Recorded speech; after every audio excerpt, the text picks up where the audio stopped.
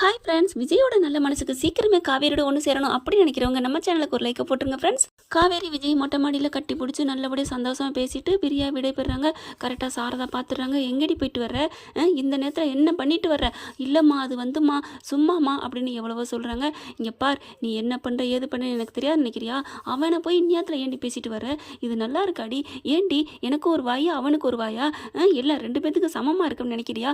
உனக்கு அவன் தான் வேணும்னா சொல்ல வேண்டியதானடி அப்படிங்கிறாங்க. இல்லைம்மா சும்மாதாம்மா போனேன் அப்படின்னு சமாளிக்குது. ஏங்க இப்போவாது உண்மையை சொல்ல வேணாமா இந்த காவேரி? அடுத்து பார்த்தா இருடி காலையிலைக்கு உனக்கு நான் முடிவு கட்டுறேன் அப்படின்னு சொல்லிட்டு போய் படுக்கிறாங்க. என்னம்மா முடிவு? அதை நான் காலையில் சொல்கிறேன்டி. இல்லைம்மா ப்ளீஸ்மா சொல்லுமா, காலையில் என்னம்மா பண்ண போகிற? அவர் ஒன்றுமே பண்ணலம்மா, நான் தாம்மா சும்மா யதார்த்தமாக போனேம்மா, அவர் நின்றுக்கிட்டு இருந்தாருமா, நான் பேசாமல் வந்துட்டேம்மா, அவ்வளோதாம்மா. ஓ, நீ பேசாமல் வந்த, நீ பேசாமல் வந்த, அதை நான் நம்பணுமா? அம்மா அப்படித்தாம்மா அப்படிங்கிறாங்க. அப்போ அவன் வேணாம், அவன் கூட பேச மாட்டே தானே அப்படிங்கிற உரு நிற்கிறாங்க காவேரி. இங்கே பார், காலையில் நம்ம வக்கீல் ஆஃபீஸுக்கு போகிறோம், உனக்கும் அவனுக்கும் டைவர்ஸ் வாங்குகிறோம், அவ்வளோதான், பேசாமல் போத்திக்கிட்டு பட்டுடி அப்படிங்கிறாங்க. அம்மா என்னம்மா சொல்கிற அப்படின்னு கங்கா எந்திரிச்சு கேட்க, நர்மதா என்ன பண்ணுது? அம்மா என்னம்மா சொல்கிற? ஏம்மா அக்காவையும் மாமாவையும் பிரிக்கிற? வேணாம்மா, மாமா பாவம்மா, அக்காவும் பாவம்மா, அவங்க ரெண்டு பேரும் ஒன்று சேரணுமா, அவங்க மேலே பாசமாக இருக்கிறாங்கம்மா, மாமா நல்லவங்கம்மா, அதனால தானம்மா நம்ம வீட்டுக்கெலாம் வந்தாங்க, அக்கா வேணான்னு தெரிஞ்சா அவர் இந்த மாதிரிலாம் வருவாரா அப்படின்னு நர்மதா எவ்வளோ அழுகுது. அதெல்லாம் முடியாதுடி, நான் சொன்னது தான், காலையில் அக்காவுக்கும் அவனுக்கும் நான் டைவர்ஸ் பத்திரத்தில் கையெழுத்து வாங்கி அவன் மூஞ்சில் விட்டெறிஞ்சிட்டு வருவேன், இதுதான் நடக்கும், பேசாமல் இருங்க, என்னை யாரும் தடுக்கக்கூடாது அப்படிங்கிறாங்க. காலையில் எழுந்திரிச்சோன்னா கீழே வராரு விஜய். விஜய் பார்த்துட்டு, மாமி டே நில்ற அம்பி அப்படின்ட்டு பேசுகிறாங்க. ஏண்டா இவ்வளோ நடந்திருக்கு, என்கிட்ட ஒரு வார்த்தை சொல்லலையில அப்படிங்கிறாங்க. இல்லை மாமி, அது மாமி நல்லா நடிச்சிட்டிங்களடா, என்னமோ லவ் பண்ணாராம், அந்த பிள்ளைக்கு வேறு இடத்துல கல்யாணம் ஆயிடுச்சா, ஏண்டா எப்படியெல்லாம் நடிச்சிருக்க? இல்லை மாமி தெரியாமல் அப்படி இப்படின்னு அப்படி பேச போகிறாங்க. நிறுத்துடா, எப்படா உனக்கு இப்படிலாம் மனசு வந்துச்சு? உலகத்தில் இப்படிலாமா இருப்பாங்க? ஒரு பொண்ணுக்கு காசை தரேன், நீ வரியா நடிக்கன்னு, சே நீ இப்படி நல்ல இப்படி ஒருக்கு, நான் உன்னை நல்லவன் நினச்சேனே, இப்படிப்பட்ட கேவலமானவனா? மாமி அப்படிலாம் சொல்லாதீங்க, ஏதோ ஒரு அறியாத வயசில் பண்ணிட்டேன், எது உனக்கு அறியாத வயசு? 7 கழுத வயசாயிடுச்சு, உனக்கு அறியாத வயசா அப்படின்னு மாமி பிடிச்சி உழுப்புன்னு உழுப்புறாங்க. இல்லை அன்னைக்குங்க தெரியாமல் பண்ணிட்டேன், ஆனால் அதுக்கப்புறம் காவியோட நல்ல மனசில் நான் அவளை புரிஞ்சுக்கிட்டு ஏற்றுக்கிட்டேன், அவளும் என்னை புரிஞ்சுக்கிட்டு என்னை ஏற்றுக்கிட்டா மாமி, நாங்கள் 2 பேரும் ரொம்ப சந்தோஷமாக வாழ்கிறோம், ப்ளீஸ் மாமி புரிஞ்சுக்கோங்க, இப்போ நான் இல்லாமல் அவள் இல்லாமல் நான் இல்லை, உங்களுக்கே தெரியும் தானே அப்படிங்கிற நினச்சி பார்க்குறாங்க. ஆமாம், அவள் வேணும்னு நீ இங்கே வந்து கிடக்கிற, அதே மாதிரி அவளும் தான் உன்னை நினச்சி நிறைய வாட்டி தாலியெல்லாம் எடுத்து கண்ணில் ஒத்திக்கிட்டா, நீ தான் வேணும்னு சொன்னா. ஓ இப்போ தான் புரியுது அப்படிங்கல, இப்போ தெரியுதா மாமி, அவளுக்கு நான் ரொம்ப இஷ்டம் மாமி அப்படிங்கிறாங்க.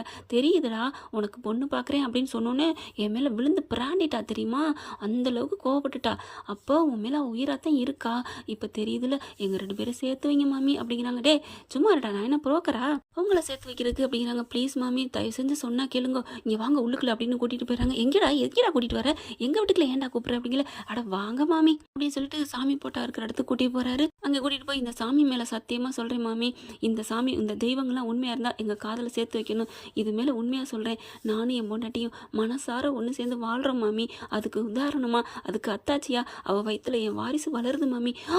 என்னடா சொல்கிற, எவ்வளோடா அப்படியே திருட்டுத்தனமாக கல்யாணம் பண்ணீங்க, திருட்டுத்தனமாக பிரிஞ்சிருக்கிறீங்க, பப்ளிக்காக பிரிஞ்சிருக்கீங்க, ஆனாலும் வயிற்றுல குழந்தையா, இது எப்படா நடந்துச்சு? அதெல்லாம் நாங்கள் பிரியறதுக்கு முன்னாடி நடந்துருச்சு மாமி அப்படிங்கிறாங்க.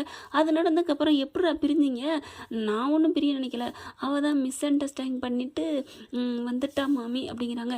என்னடா இப்படி பண்ணுற, அது உன் பாசம் புரியலையா அவளுக்கு, அவள் எப்படி வெளியில் வரப்போச்சு?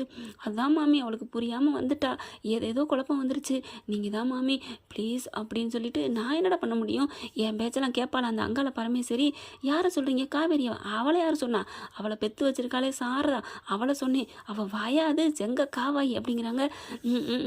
அப்படிங்கிறாரு. என்ன அதைத்தான், அந்த வாயை நீங்கள் தான் அடைக்கணும் அப்படிங்கிற, என் பேச்செல்லாம் அவள் கேட்க மாட்டாடா, அவளாக மாறணும் அப்படிங்கிற, ஏய் கிளம்பு அப்படின்னு காவேரி போட்டு அலப்பிக்கிட்டு இருக்காங்க. இந்தா ஆரம்பிச்சிட்டால, ஏதோ பண்ண போகிறா போல இருக்குவா, என்ன பண்ணுறான்னு கேட்போம் அப்படின்ட்டு காதை 2 பேரும் தீட்டுறாங்க. மேலே வந்துட்டு, வரியா இல்லையாடி, அவனுக்கு உனக்கு இனிமேல் சம்மந்தமே இல்லை, மரியாதையாக நம்ம வக்கீல் ஆஃபீஸுக்கு போகிறோம், டைவர்ஸை வாங்குகிறோம் அப்படின்னு சொன்ன கையோட இங்கே மாமி சொல்கிறாங்க. கேட்டுக்கிட்டியா, நான் சொன்னேன்ல அது வாயா இதுன்ட்டு, என்னென்ன பேச்சு பேசுகிறா பாரு, நான் நினைக்கிறேன் விஜய், அந்த உன் மாமியாரோட வாயை அப்படியே தயார் பண்ணார்ல அந்த கடவுள் பிரம்மன், அதை படைக்கையில் என்ன நினச்சி படைச்சிருப்பாரு? பெரிய காவா போகுதுல, அதை நினச்சிக்கிட்டே படைச்சிருப்பாங்களோ வாயை மூடாமல் இருக்கிறதுக்கு அப்படிங்கிற சிரிக்கிறார் விஜய். என்ன சிரிக்கிற? இல்லை அப்போலாம் இல்லை, நல்லவங்க தான் அவங்க, பொண்ணு மேலே உள்ள பாசத்தில் சொல்கிறாங்க அப்படிங்கிறாரு. மாமியார் மேலே உள்ள பாசத்தில் சொல்கிறியோ? இல்லை மாமி, யாராக இருந்தாலும் நடப்பை தானே சொல்லணும். சரி சரி, இப்போ நீ உன் மாமியாவுக்கு சப்பக்கட்டு கட்டுற, இப்போ உன்னை பிரிக்க போகிறாளே உன் பொண்டாட்டிட்டு வந்துட்டு, இதோ வக்கீலை பார்க்க போகிறாங்களாம், இப்போ என்ன பண்ண போகிற? ஐயோ மாமி, நான் உடனே போகணும் அப்படிங்கிற கரெக்டாக மேலேருந்து அப்படியே அடித்து இழுத்துட்டு வராங்க. நில்லுங்க அத்தை, எங்கே போகிறீங்க அப்படிங்கிறாங்க.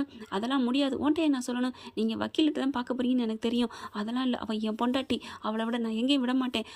வக்கீல் நோட்டீஸ் விட்டுட்டா நாங்கள் உடனே பிரிஞ்சிருவோம்மா. எத்தனை கடவுள் வந்து பிரித்தாலும் சரி மாமி, அத்தை ஒன்றும் பண்ண முடியாது, ஏன்னா அவள் என் உயிரில் கலந்துருக்கா. அப்படி அவளை என்னை விட்டு பிரிக்கணும்னா என் உயிர் என்னை விட்டு பிரிஞ்சாதேன் அப்படின்னு சொல்லிட்டு காவேரி கையை பிடிச்சி இழுக்கிறாங்க. சாரதா மறுபடியும் இங்கிட்டு இழுக்கிறாங்க. மாமி இருந்துட்டு சொன்னால் கேளுங்க, அவங்க 2 பேரும் தான் உயிராக இருக்காங்கல்ல, ஏன் இப்படி பண்ணுறீங்க அப்படின்னு பஞ்சாயத்து பண்ண பார்க்குறாங்க. இங்கே பாருங்கள், உங்கள் வீட்டில் இருக்கோம், அதோட நிறுத்திக்கங்க, எங்கள்கிட்ட வந்து மூக்கு நுழைக்காதீங்க அப்படின்னு சொன்னோன்னே, பாத்தியாடா உன் மாமியால் அப்படிங்கிற மாதிரி பார்க்குறாங்க. ஓகே ஃப்ரெண்ட்ஸ், பார்க்கலாம் என்ன நடக்க போகுதுன்னு. இதன் தொடர்ச்சி அடுத்த பகுதியில். இந்த பதிவு உங்களுக்கு பிடிச்சிருந்துச்சுன்னா உங்கள் பொண்ணான கையில் ஒரு லைக்கை போட்டு சப்ஸ்கிரைப் பண்ணிடுங்க. Thank you friends.